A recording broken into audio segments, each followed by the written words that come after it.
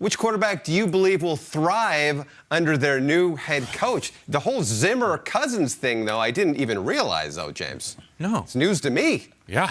Well, see, Ben, you are breaking news. Yes, Don't it sell is. yourself See? short, Ben. See? Don't act like I'm breaking news while I break the news.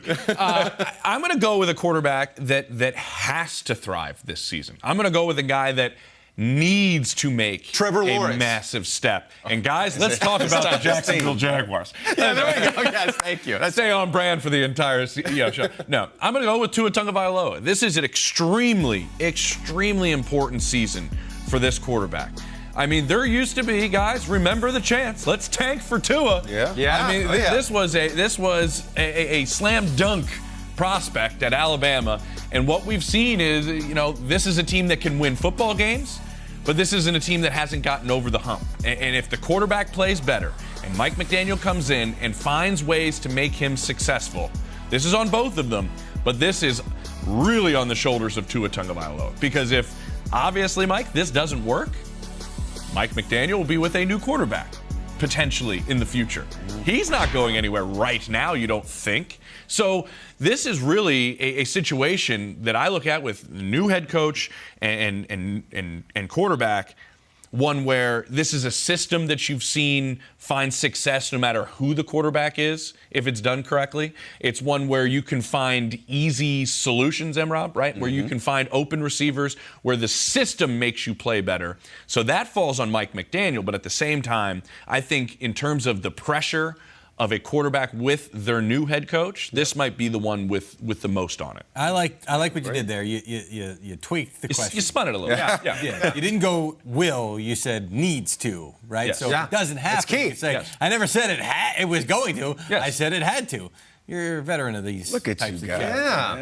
Yeah. Making Figured it TV. It's wonderful. It's really wonderful. Can Just I- like sit back and watch. And watch, yeah, that's what we're doing, just man. like, Can I do the same thing here? yeah. Tweak it. Daniel Jones, Michael Robinson, your thoughts? Hey, I said needs to. I didn't say will. No, Jeezy. I'm going to say will. I'm going to, not will. Okay, thank he you. will Yep. thrive right here. Now, I said Kirk Cousins don't and Kevin believe it. O'Connell yesterday. You don't believe I still believe in that, so don't be like, well, why is he off of? No, that was yesterday's show. We're on to today's show, so that's why I'm going with Dan. It has to. It has to. They are better up front than they've been the last couple of years. Brian Daboll is coming in, I think, with the right touch. So you believe in Daniel Jones, is what you're saying. So Mike. on national television, you're putting your name on it right now. Let's go. You believe in Daniel Jones as a franchise quarterback in the National Football League, Mike Garafolo. What's up with that? Do I believe in Daniel Jones? Do you believe in it? I don't want to hear about Brian Daboll anymore. We know he has a new play call. I don't want to hear about what's in front of him. We know he has new offensive linemen. We know he has Saquon Barkley. We know that. Do you believe in Daniel Jones? Huh? Yes. Oh, don't look at your damn watch. You ain't going nowhere. We got another hour here. We got another hour left. we gotta go to Let's break? go. Come on, Jeezy. Put your name on it. I don't. Okay. Like, if I was starting a team today, what's up with my mic cord that I keep getting caught? If I was starting a team today, would I pick Daniel Jones in the top half of quarterbacks in a Absolutely draft? not. Of course not. Okay. Of course not. But So what you talking about, Jeezy? I think he will thrive. I think he will ascend. I'm going to pick some different words. I think he's going to play better, and I think he's got a shot to convince me that he's a franchise quarterback. I can't make the call. I don't know. He's got a shot to convince me. Every No. player in the National Football League right now not has true. a shot to convince us That's not that they true. can play. funny. Come on, Jeezy. There are players that I said, no, I'm capped. I've already seen. All what right, this so player Jeezy's is. putting his name on Daniel Jones. Okay, we got this. It's a fact.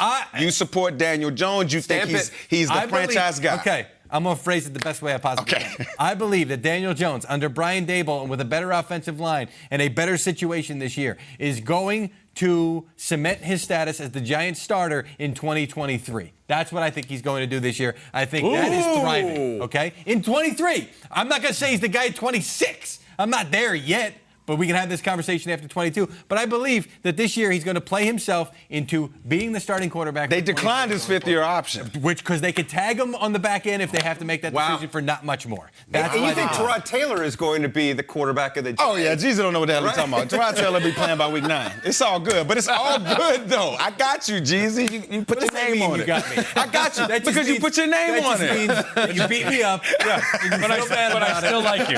And I got to talk about Derek Carr. That's what Yeah. Well, So I got you. For my quarterback with new head coaches, it's got to be Derek Carr and Josh McDaniels. This is the one I wanted. And I really think these guys are gonna light it up, really. And I think the recipient of all of these passes, Darren Waller on one side, and then Hunter Renfrow on the other. I really think Darren Waller, I mean, a big scary dude running down the football field. I think he's gonna have at least 1,200 yards receiving. I'm calling it right now. Darren Waller will have 1,200 yards receiving. Hunter Renfrow will also have 1,000 yards receiving. This guy's always open. And then you talk about Derek Carr, a guy with the ability to will his team to wins. We've seen it.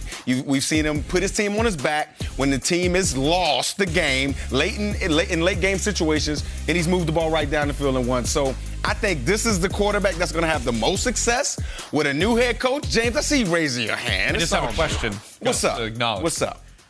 If Darren Waller's going to have, what is he, 1,200 yards? 1,200. 1,200. I can and do math. Hunter Renfrow's going to have 1,000. Yep, that's 22. How many yards is Devontae Adams going to have? 1,000 too.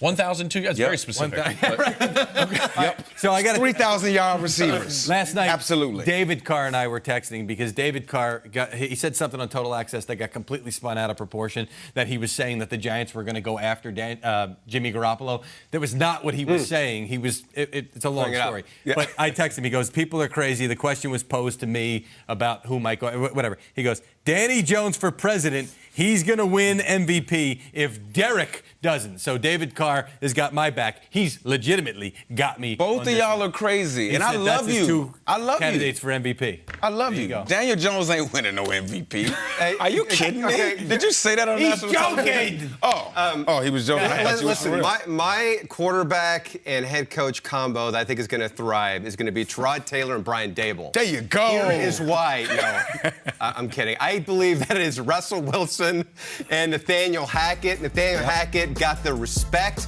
from Aaron Rodgers, elevated that passing game in Green Bay automatically. And James, you've been there. You've seen that it's certainly a change in the energy, in the culture in Denver. Also, the two of them were hanging out at Wembley Stadium watching Ed Sheeran, so they are bonding on and off the field as well. We've had him on our program, fun personality. I do think that he is now going to be the coach that Russell Wilson never had, that was more offensive-minded. With Pete Carroll, who's all about running the ball first. Now he gets a coach who says, okay, we're going to build this offense around you, Russ, so you do you, and we are going to go to the Super Bowl. We're going to have a parade that James Palmer is going to be covering. No.